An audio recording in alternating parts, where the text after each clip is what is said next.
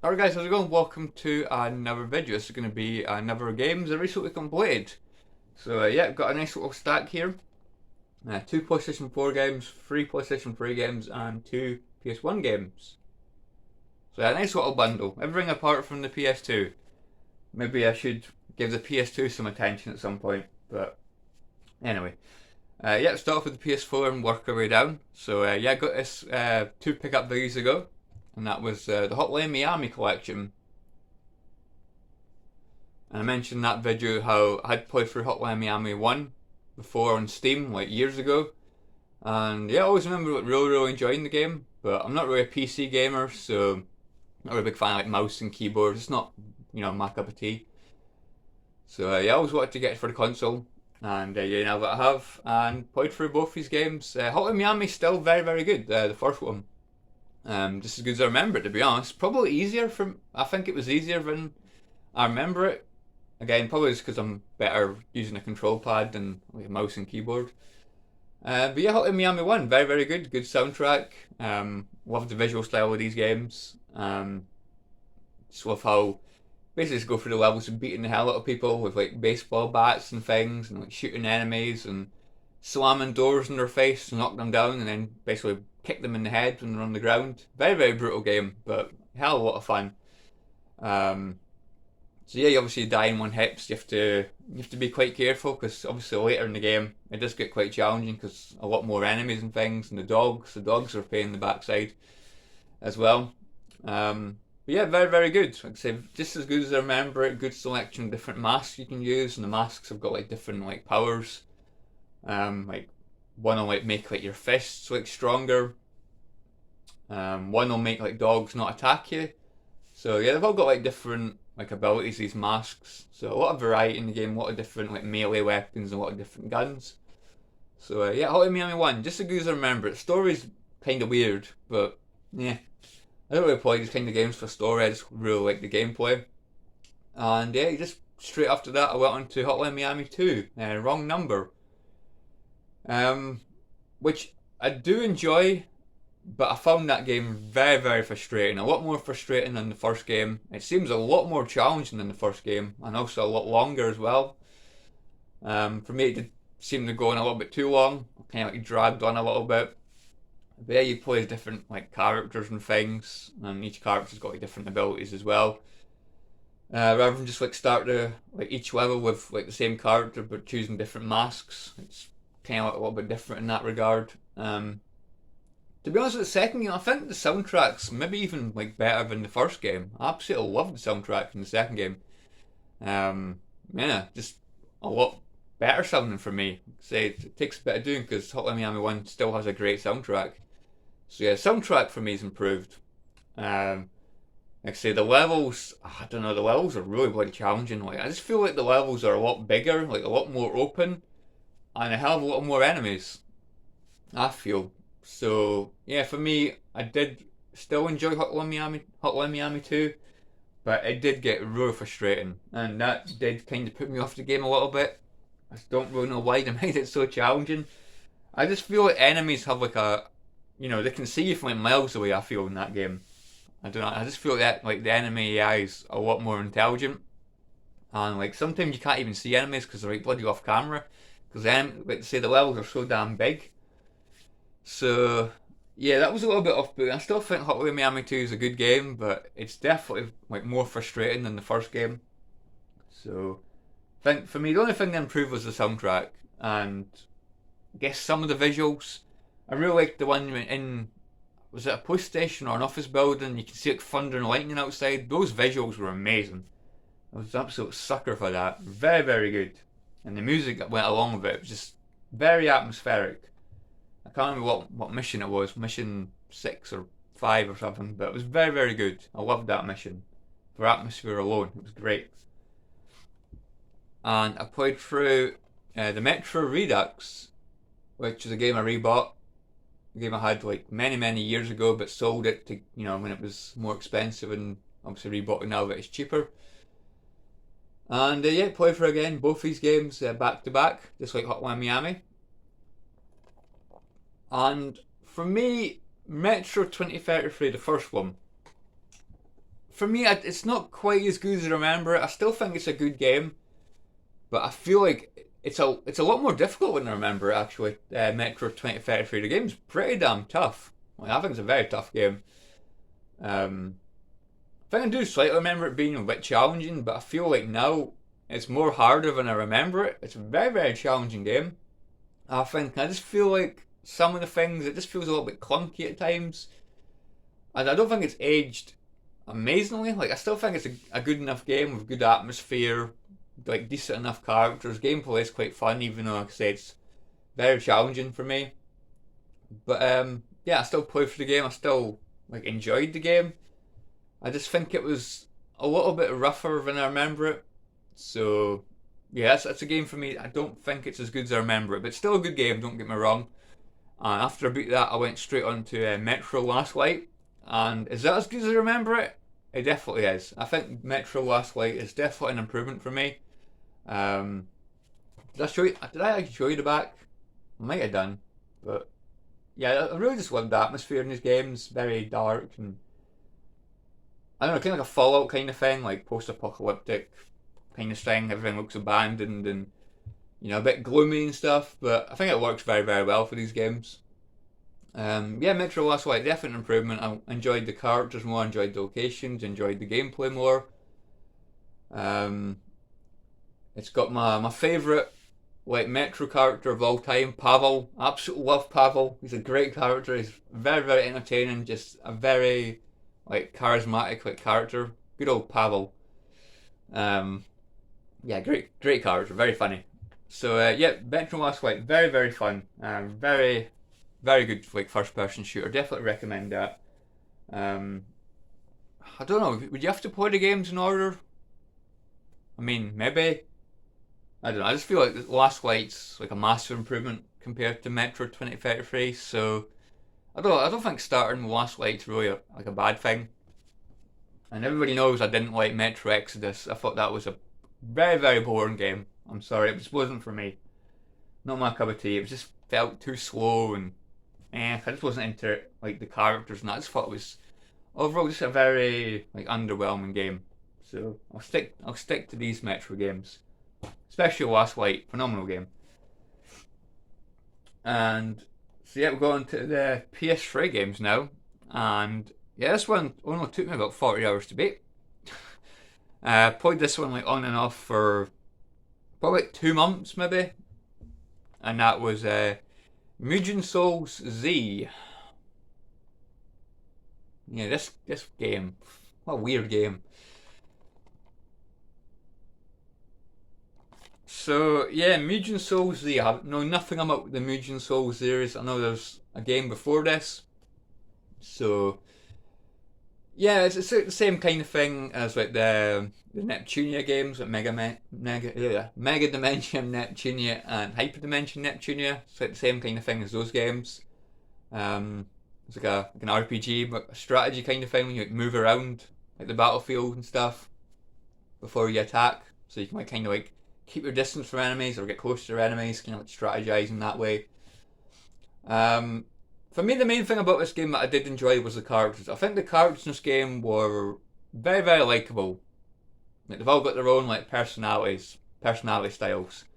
Like Surma, like she's very, very like ditzy. She's like a a stupid kind of character, but she's very, very funny. Like absolutely love her.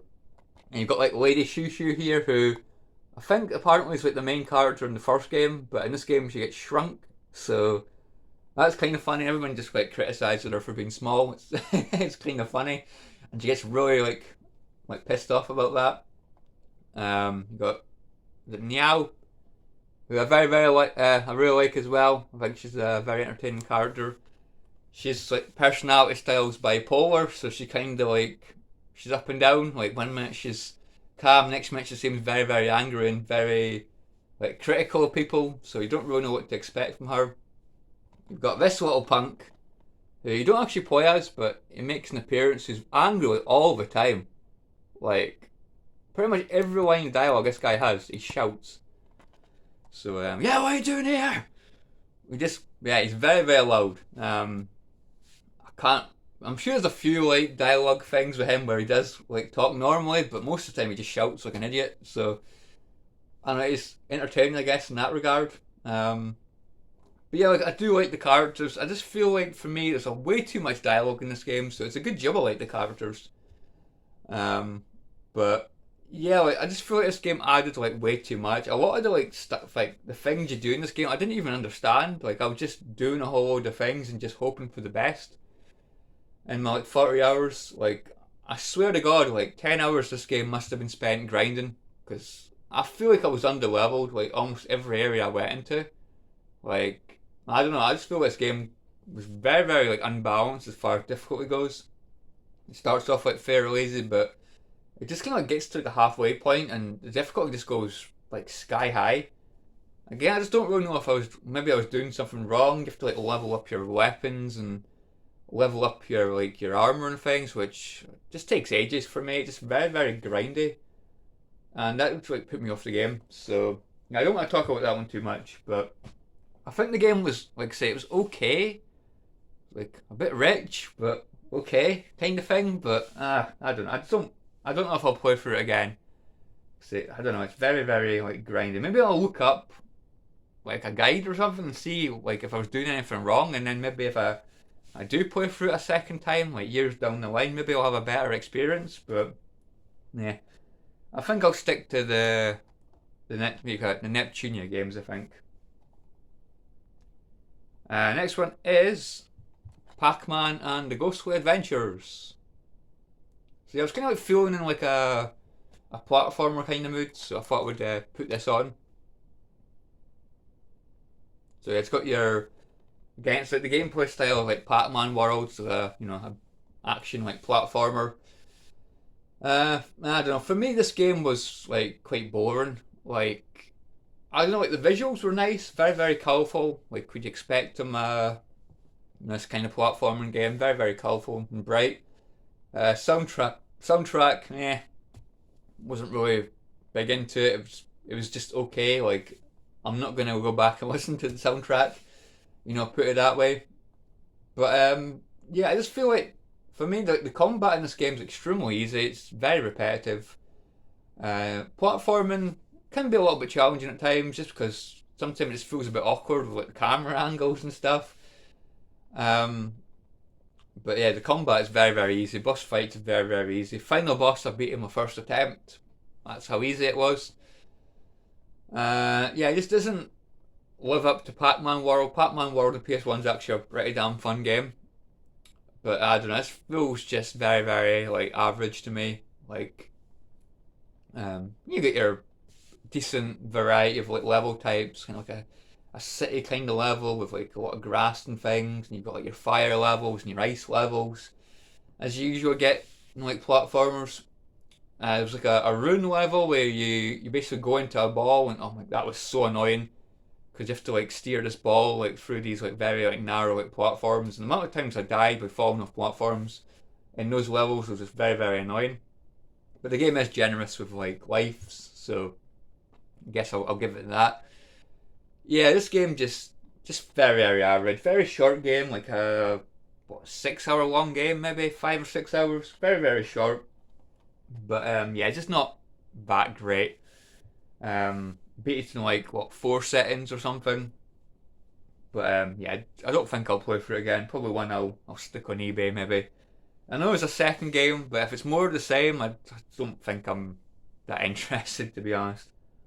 But I do like how you got like the different like fire like power ups. You can like turn things to ice, and you can like shoot fireballs and things. And you've got that thing with the ball. You go through the runes, which was annoying. You got your different things. You've turned into like a chameleon Pac-Man where you can like use your tongue to like go across platforms, and you've got that, which adds a little bit of variety. But I don't know. For me, the game was quite dull. I'm sorry. And this game I completed last night actually is Sly Cooper Thieves in Time, the fourth Sly Cooper game. And sadly, probably the final one. Come on, like, bring Sly Cooper back. We need a fifth game. We need one on the PS5, on the PS4. Come on, Sly Cooper. Like I know I've got my ups and downs with this series. I love the first one. 2 and 3 just didn't do it much for me. I just thought they were quite average. I got fed up of playing as Bentley and Murray and the other characters. Which they do that in this game, but I feel like there's more. Like, because this game you play as like Sly's ancestors in each world. So Sly's ancestors actually like control quite similar to Sly. So I feel like I was playing Sly even though I was playing as his ancestors and stuff. So I like that because I like the Sly Cooper gameplay. Sly Cooper's my favourite character to use because it is his game after all. And yeah, I did quite like the whole time trial or time trial. Time travel like aspect of this game. You go like different worlds and you meet Sly's ancestors. They've all got their own like characters and personalities, and they're all very very entertaining. So I like that. You still play as like Bentley and Murray and Carmelita, but I just feel like you don't play as them quite as much as what you do in Sly 2 and 3, which might be why I like this one more. So yeah, like, I like the worlds, like your Arabian world, you've got your medieval England world, you've got Japan, you've got the Wild Wild West, and you've got, what was that one? The prehistoric one, like the ice, ice age kind of thing. So I did really like enjoy all the worlds. My favourite probably being the Wild Wild West and also medieval England. Medieval England kind of like a Robin Hood feel to it because you like have like a bow and arrow and things. So I liked that, and I liked Sly's ancestor in that world, Sir Gallant, who Sly actually called him at one point Sir Goofball because he's a bit of a goofball, but he's a funny character. And also, is it the Wild Wild West? You've got Tennessee Cooper, who's very very entertaining character as well. And I liked how his sections it felt like a third person shooter, and I like third person shooters in general as well as in platformers. So yeah, like it's like a 12-hour long game. It's quite a decent length game. I've not got all of like the collectibles and that is played for the game normally. But yeah, like I say, I did enjoy this game. I think this one's probably my second favourite in the series. This first game's still my favourite, but I still think this is a very, very good game. I do think this one's, I guess, a little bit underlooked. A lot of people say this is like their least favourite in the whole series, but I definitely disagree. Yeah, very, very fun game. Really, really enjoyed it. Got most of about 50% of the trophies probably. I got the one for like pickpocketing like every item and buying all the moves from the thief net thing. So yeah, I really enjoyed it. I thought it was a good game. Definitely a game I'd consider playing through again. So next we have the PS1 games, and this one was mentally draining, if I'm being honest, but I still really, really enjoyed this game. Hogs of War. Yes, Hogs of War, strategy game, which is something I don't really get on too well with, but I do love this game. I do love the charm and personality. I love the voice acting in this game. It's tremendous. So yeah, if anyone's not played this game, it's basically like a 3D Worms, but you play as hogs instead of worms. And it's like during the war, so you've got your British team, your Russian team, your French team, your Japanese team, your American team, and your German team. And apparently, there's a team that's exclusive to Italy. You've got your Italian team, which I'd like to have played as. I love Italy. Love Italians, they're great. So yeah, pity that's not in the game, the Italians. But so yeah, I played through the campaign, and oh my god, this so bloody difficult. I thought like it starts off quite easy. I played through the game as like the British team because I felt like it was more fitting because basically the guy that talks to you over the radio is British, so it'd feel a bit weird talking to like French people or something, for like the main campaign. So yeah, I'll play as like the French people and like the Germans, and I'll do that in like the multiplayer mode where you can play against like the CPU in like any map you want and stuff. So yeah, like starts off quite easy and so it gets harder as the game goes on. I like the environments, very very good. Well, your British team, you've got an Irish guy, a Scottish guy, a guy from Newcastle, a guy from Birmingham, I believe, somebody from I think Yorkshire, a Londoner, and Cornwall, I think maybe. I want to say Cornwall. So yeah, I got a nice variety of like British like accents and things. So I really like that. My favourite being the Scottish guy and the Newcastle guy. I think they're like the most entertaining. Och, my head and stuff for the Scottish guy. He's very like deep Scottish, so I didn't ken what happened and stuff like that. So yeah, I found it very entertaining like the voice acting. They did a lot of like they put a lot of like I think effort into the voice acting. I think.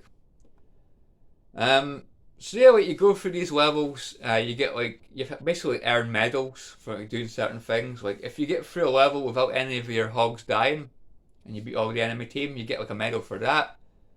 You get a medal obviously for beating the level, and like, later in the game you have to like do like certain objectives to get like medals, and you're gonna need these medals because later in the game you get pigs that are actually like really like highly leveled up. And yeah, you want to get your pigs as basically leveled up as possible, so you get like more health and you get like better like weapons and things. Cause you start off with just like a grunt with like 50 health, and then you like level up and you get like 70 health, and then like 90 health and 120 health. So yeah, you want to like get leveled up to like hero. I think like the best level is, and again you get like airstrikes and things, which again you're gonna need because later in the game enemies have airstrikes and they also have like artillery things, and so that part for me was kind of frustrating when the enemies had artillery, because artillery like did like so much damage and they can hit you from like miles away, because the enemies actually got very good like accuracy in this game. I'm sure they cheat, you know. Yeah, very good game. I did enjoy the game, even though the campaign did get quite frustrating later on. It took me sometimes like bloody 8 or 9 attempts just to beat a certain mission, because some of them are really bloody challenging. And you've got a weird thing where you can afford to get, I think, like 2 hogs killed, but if you get like a third hog killed, you'll get like a hog like killed like permanently. So sometimes if you beat a mission but you've only have like 2 of your hogs remaining, sometimes it's not worth it. You might as well just restart the whole mission, because you're gonna like lose like your hogs, and you're gonna have to like start off again with a grunt. You're gonna lose all your upgrades for that hog. I didn't like that part of the game. That was part of the game I think I wish they'd taken out, because that was just really annoying. Like building up these hogs to like a high level, only to get them like basically permanently killed. You have to like start again, having a hog as a grunt with 50 health later in the game. I didn't like that. I thought that was kind of annoying. So yeah, the amount of times I beat levels and I had to basically restart them because just wasn't worth it having to lose hogs and having to level them up again, because you want to keep these hogs leveled up and you want to obviously use your medals like wisely. I don't want to waste medals leveling up pigs again from the beginning. So but yeah, a very fun game. I really enjoyed it though. And now I've completed the campaign, I can relax and say I've beat the campaign. I can just play like the multiplayer like casually, because it is a very fun game. I do prefer it to Worms, personally. Whew, let's talk about that game. Bloody, my mouth's getting dry. Spending way too long. So yeah, I'll get through this one probably fairly quickly. And PS1 Racer, Ridge Racer, absolute classic game. But yes, I would say I'd never like beat the game like fully. So yeah, I wanted to do that because I usually just put this game on just to have a little bit of a laugh, play it for like half an hour, just do a couple of races and things. I never actually took the time to like beat all the stages. So I did that. My favourite car is the second car, like the one you maybe just see in the middle thing there, the one with the green back. It's basically green, white, and red. It's like the second car from the menu. Because there's only like 4 cars in the game. You've got your red car, you've got that one that I mentioned, and then you've got like a yellow one and a blue one. The yellow and the blue one are faster cars, but their handling's not very good. Didn't really get on too well with them. They're probably like the best cars to use if you can get used to the handling, because obviously they've got the best speed. But yeah, I like the green car. I think it's probably the slowest car in the game, but I feel like its handling's like the best. So I personally just got on a lot better with that car. Unlike the first car, the red car's okay as well. But yeah, I got on better. Well, better with the green one.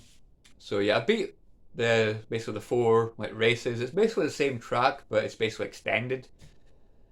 Beat the beginner one on like my second attempt. Took me about, I don't know, 6 or 7 attempts to beat the second one. Third one only took about 3 or 4. For some reason, the expert one was like easier than the second one, the intermediate one, which was kind of weird.